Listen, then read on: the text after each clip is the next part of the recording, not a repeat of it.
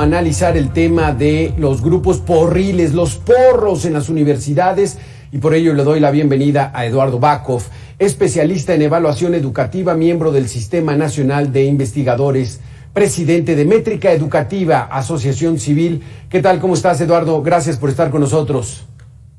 Alberto, muy buenas tardes y buenos días aquí de Baja California. Perfecto. Eduardo, esto de los grupos de porros no es nuevo, es de siempre, pero podríamos decir que en estos momentos está a la baja ese espécimen, ya no es tan fuerte ni tan influyente en el daño que le hacen a las universidades públicas. Pues mira, Alberto, es un tema que yo no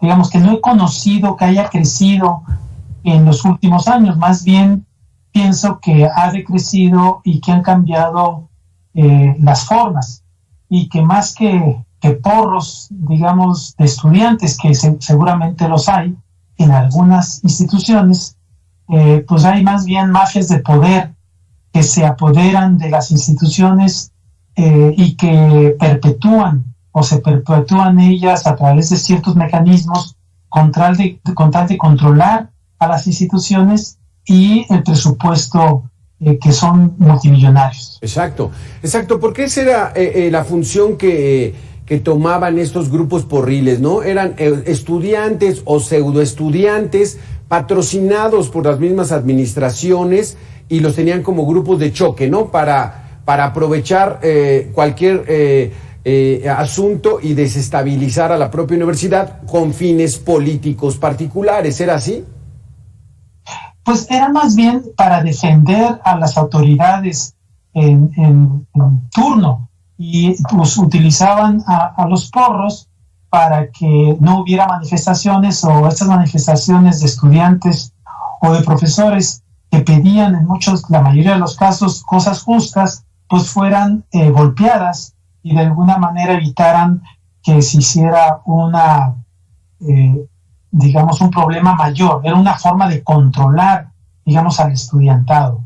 Pero estas formas han ido cambiando, Alberto. Vuelvo a repetir, yo no creo que los grupos porriles hayan crecido, más bien, a mi manera de ver, han decrecido, y son formas distintas las que ahora se utilizan para controlar a las instituciones, y especialmente para perpetuarse en el poder de ellas. ¿Por qué piensas, Eduardo, que van a la baja estos grupos porriles? ¿Cambió el perfil del estudiantado? ¿Nuestros estudiantes ahora son más responsables, son más comprometidos, tienen un mejor nivel educativo? ¿Qué fue lo que pasó?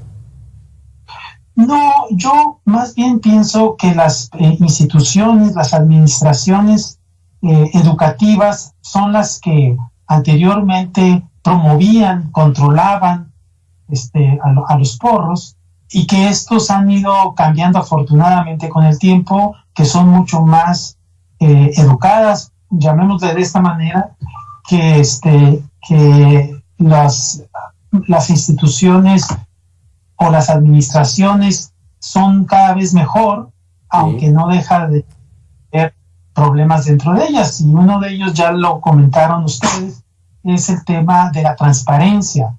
Muchas instituciones no son transparentes como debieran de serlo, ¿verdad? Entonces, sí pienso que ha cambiado la administración de las instituciones, han estado más bajo la vigilancia del Estado desde hace mucho tiempo. Por ejemplo, en aquellos presupuestos que son otorgados a las instituciones que mejores resultados propongan o muestren.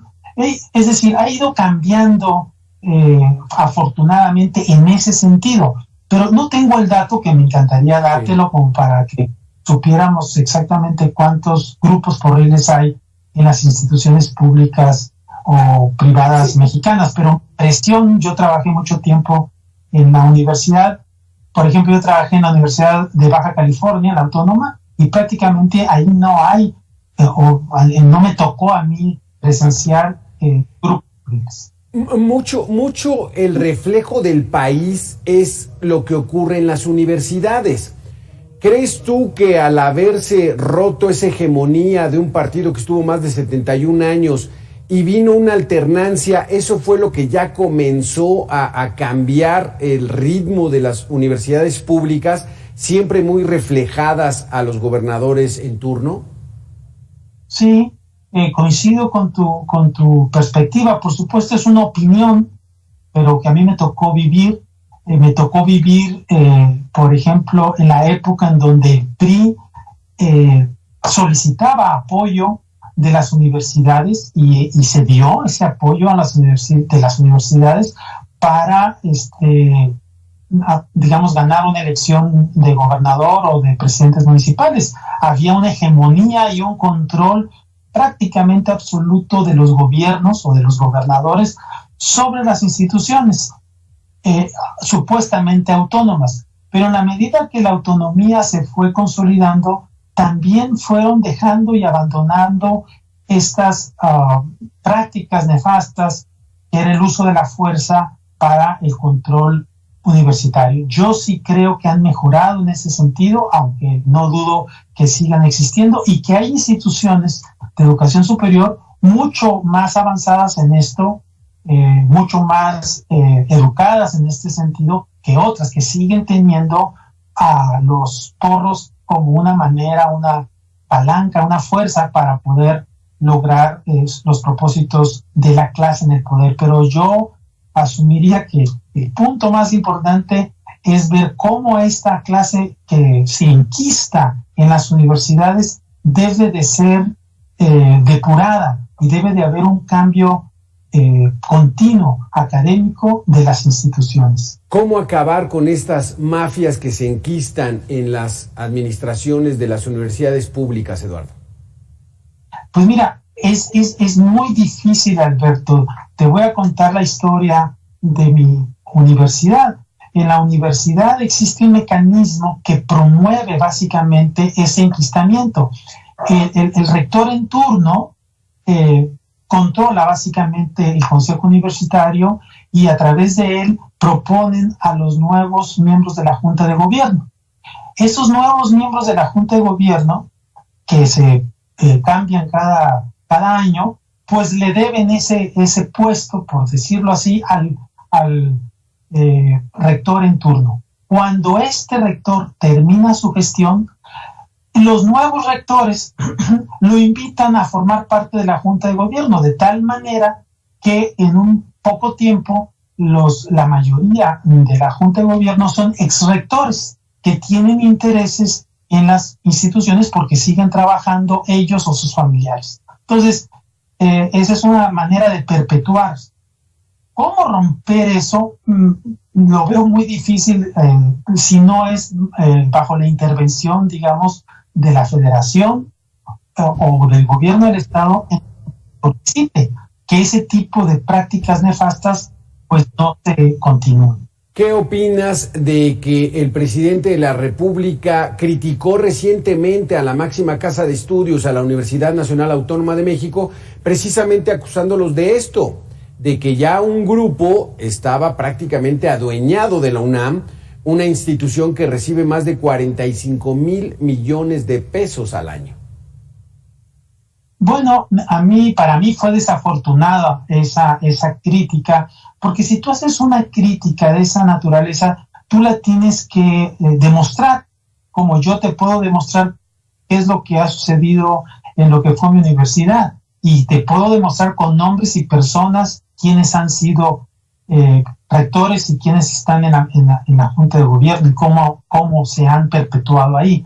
Pero si el presidente tiene elementos, pues no basta con tirar la piedra, ¿verdad? Y hacer una acusación tan grave a la UNAM como es esa. Yo pienso que la UNAM, digamos, da muchos ejemplos de democracia en todos los sentidos y debió de haber sustentado lo dicho. Simplemente soltar la crítica para ver qué sucede, pues me parece que es estar tocándole al avispero, ¿verdad? Con un palo, a ver qué es lo que sucede. Me parece que si bien pudiera suceder, porque en todos lados puede haber corrupción, incluyendo la UNAM, no lo dudo, en todos lados la hay, o la pudiera ver, pues la debes tú demostrar y la debes de justificar para entonces acusar.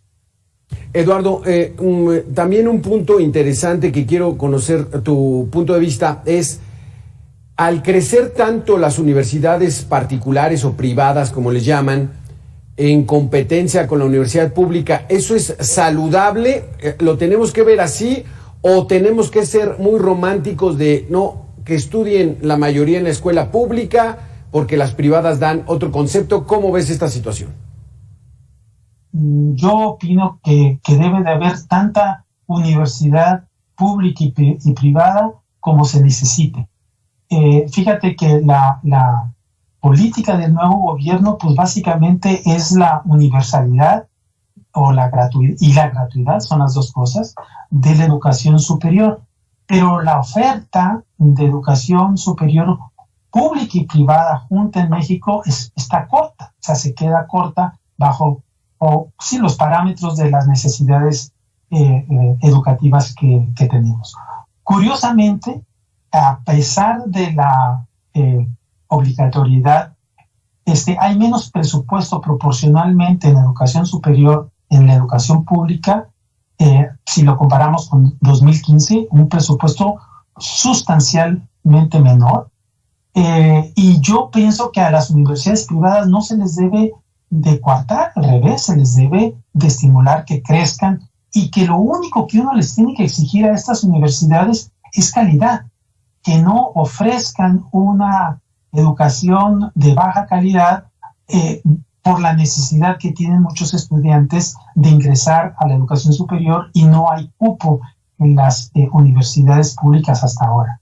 Y también es increíble, ¿verdad?, que si se tiene, digamos, como una idea o una propuesta gubernamental incrementar hasta ser obligatoria y universal la educación superior, pues no haya un incremento en el presupuesto. Y tú te debes de recordar que las políticas públicas que no se expresan en el presupuesto se quedan en buenas intenciones.